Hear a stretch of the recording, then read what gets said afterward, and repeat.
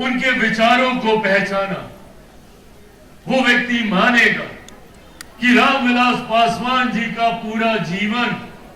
विचारों से भरा हुआ था, सिद्धांतों से भरा हुआ था। उन्होंने कभी अपने विचारों, अपने सिद्धांतों से उन्होंने कभी कोई समझौता नहीं किया। एक ऐसे व्यक्ति जिन्होंने देश में 6 प्रधानमंत्री के साथ जिनको काम करने का सौभाग्य मिला, जो 9 बार जीतकर भारत के संसद में जिन्होंने पहुंचने का काम किया, जिन्होंने 2 बार राज्यसभा जाने का काम किया और जिनका नाम आज Guinness book of world record में दर्ज इसलिए है क्योंकि सबसे ज्यादा मार्जिन से उन्होंने जीत हासिल करने का काम किया। ये कहने सुनने में आसान लगता होगा, पर ये मार्जिन जीत का दर्शाता है कि देश की कितनी बड़ी आबादी का विश्वास हमारे नेता पर है और उन्होंने हर कदम पर उनके विश्वास पर खरा उतरने का उन्होंने काम किया। मेरे नेता के जीवन को अगर कोई देखे तो समझेगा कि समाज के हर वर्ग के लिए उन्होंने संघर्ष करने का काम किया, हर वर्ग की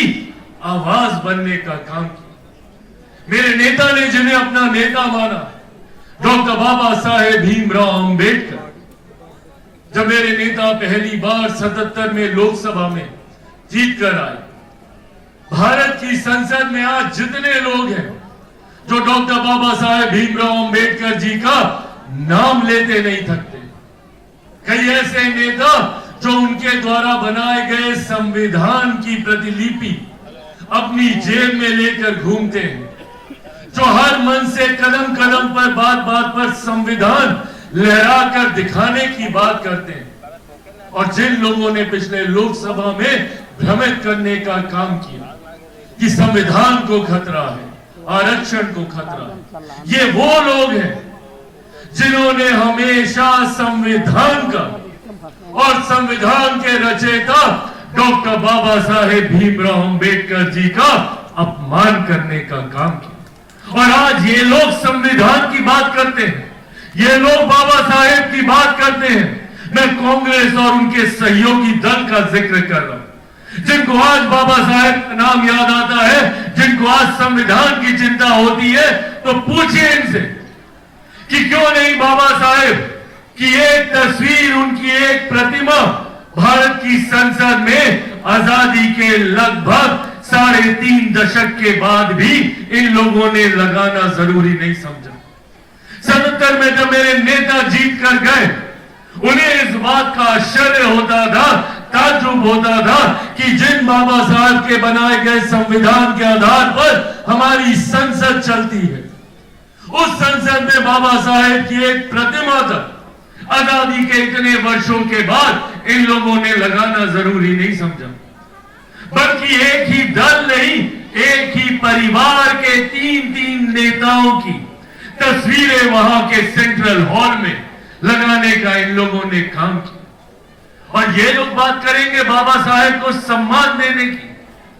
बाबा साहेब को सही मायनों में अगर किसी ने सम्मान देने का काम किया तो वो हमारे नेता आदरणीय रामविलास पासवान जी के द्वारा किया। 89 में वीपी सिंह जी की सरकार में जब वो पहली बार श्रम एवं कल्याण मंत्री बने, तो उन्होंने सबसे पहला काम किया कि उन्होंने संसद के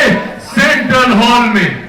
सबसे महत्वपूर्ण जगह पर डॉक्टर बाबा साहेब भीमराव अंबेडकर जी का तैलचित्र लगवाने का काम किया। आज जब हम लोग गर्व से बोलते हैं भारत रत्न डॉक्टर बाबा साहेब भीमराव अंबेडकर, उनको भारत रत्न की उपाधि से सम्मानित करने का काम हमारे नेता आदरणीय रामविलास पासवान जी के द्वारा किया गया। उनके जन्म दिवस पर छुट्टी की घोषणा हमारे नेता के द्वारा की। और आज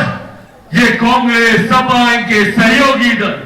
ये लोग बात करते हैं संविधान की, ये लोग बात करते हैं बाबा साहेब के सम्मान की,